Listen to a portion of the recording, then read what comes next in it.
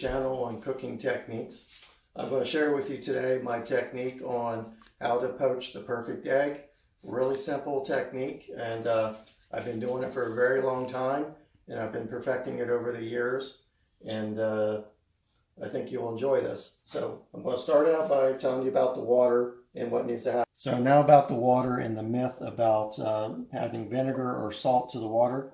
I can tell you right now, over the years I've done everything. It makes no difference with the technique I'm going to show you, but I'm going to go ahead and do it anyway, just because it does add a little bit of flavor to the water. It does add a little bit of salt to the flavor of the egg. So from there, what we're going to do is just take a big old pinch of salt, add it to the water, and this is just any kind of rice vinegar or any kind of vinegar at all. White vinegar is probably the best. Don't use apple because it does flavor the water. So basically you're just going to put a few drops in. Nothing that's really going to flavor the water, and we're going to go from there. So I'm going to start out by turning the heat on high, and what we're going to do is bring the water to a boil and then turn it off. So as that's going up to boil, I'm going to explain to you all the other components that we're going to do. So what we've set up here is we've gone ahead and brought out 4 eggs, or 4 pieces of toast that we plan to use to put our poached eggs on, some fruit to go on the plate. And then biggest key to the technique I'm going to show you is this little strainer. So this is a sink drainer that goes in the sink, and you can notice it's got a really coarse little mesh. So what happens is, old egg, new egg, it doesn't matter. That's a myth too.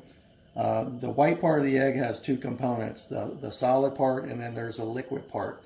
What this does is separate out the liquid part, which is what actually floats in the water when you cook your egg. If you're like my wife, she doesn't like that part of the egg, so this actually strains it out. These little cups by Koozie Life are another critical component. They're really designed to actually put it in the water and poach the egg inside the cup, but that does not work. What makes this great is the fact that you can lower the egg into the water, and you can see it really well. So I can go down into the water and let you put the egg in the water without really moving it. And then of course your handy dandy little egg timer, because we're definitely going to put some time on it, and just your regular kitchen spatula.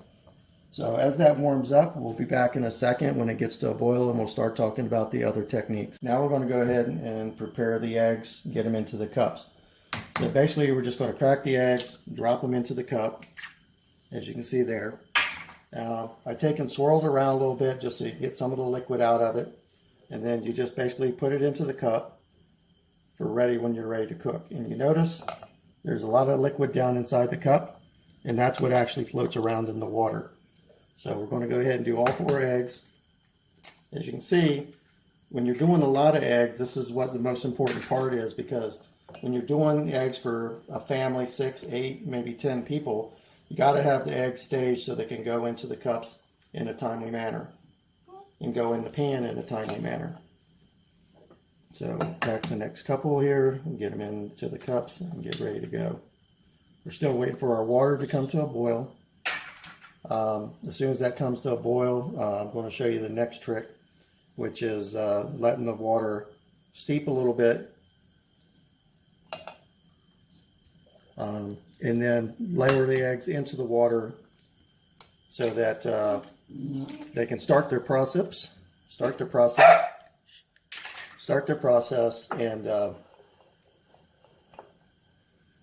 start to set, and then we turn the heat back on the water. So there we go. We have all 4 eggs set, and we're just waiting for the water to come up to a boil. I want you to notice, go ahead and zoom in, see how much liquid is actually in the cup from the egg. This is the white part of the egg that always floats in the water. We've now removed it from the egg, and you can see there's still plenty of white left in with the egg. This is a solid, just like the yolk, and there's a membrane around it that keeps it set. So that's one of the ways it's going to help the egg stay in the perfect form while it's cooking. Okay, as you can see here, the water's got little bubbles. It's actually getting ready to start coming to a hard boil. I'm going to go ahead and cut the heat all the way off. Let that sit for just a second. And now we're going to go ahead and lower the eggs in. So I grab by the one end of the cup, and as you can see, I can go right into the water and lower the egg in, and it stays in one shape. Go around, still get all four of them into the water. You can see there is a little bit of white still left over. That comes from not draining the egg quite enough. And you can see they go in there really gently, really delicately. And that's one of the ways that helps them keep stable. So you can see just a little bit of the white has actually gone out. Again, if you strain it just a few seconds longer, all that residual white goes out. But as you can see, the eggs actually have their pretty solid form as they're going to cook here. So we're going to set the timer for 5 minutes, around 4. And that's going to let you know that the right time for the egg to come out perfectly.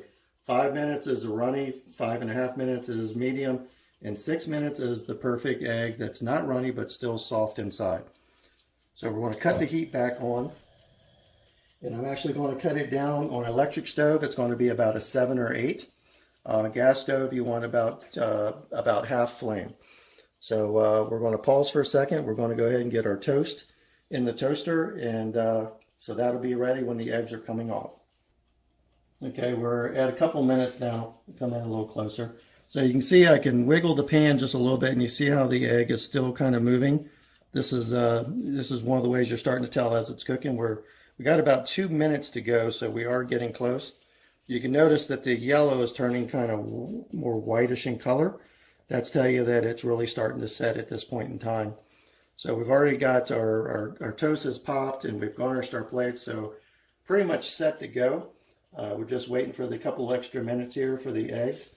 And as you can see, at about the 4-minute mark, I do like to go ahead and put the spatula in and kind of loosen the egg off the bottom just so it can float freely. And again, I'm going in clockwise progression here so that you actually get to, there's the timer. You can tell by the egg is still kind of soft. So again, free them up just a little bit off the bottom. And as you can tell, they're really starting to look good here. I'm going to let them go about another minute. I can tell by the way they're still wiggling a little bit. They're not quite there, so I didn't set the timer exactly. And we should be good to go here in about another 30 seconds or so. So I'm going to lift this one up just to see where it's at. And that to me is actually perfect for me, but I'm going to go a little bit more on the temperature. It all is relative to how hot you get the water when you start, and being able to regulate the temperature at a higher temperature. I'm on a gas stove here, so I've got it set low so I control the cooking of the egg a little bit better. So we're going to go ahead and start pulling them out in the order we put them in. And if you were doing a bunch of eggs, I can do as many as 10 eggs in here, have them come out perfectly. So it's a great New Year's Eve or Christmas dinner or Christmas breakfast for the family. So go ahead and pull them out. I'm going to go ahead and place them on the toast. And you can see they're literally perfect the way they come out. The slotted spoon helps get the water off of it, goes right on the plate.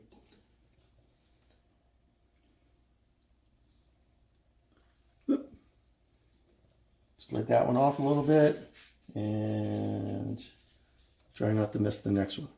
So we like our eggs a little on the soft side. And let's get that bad boy back on there. Oop, broke the egg. Well, there you go. So I hope you enjoyed the video. Please like and share. If you enjoyed the technique, I'm planning on doing another video. My next video is actually going to be doing probably 15 or 20 at one time. Thank you for joining us. And our little helpers today. Hope you enjoyed the video. Have a great weekend.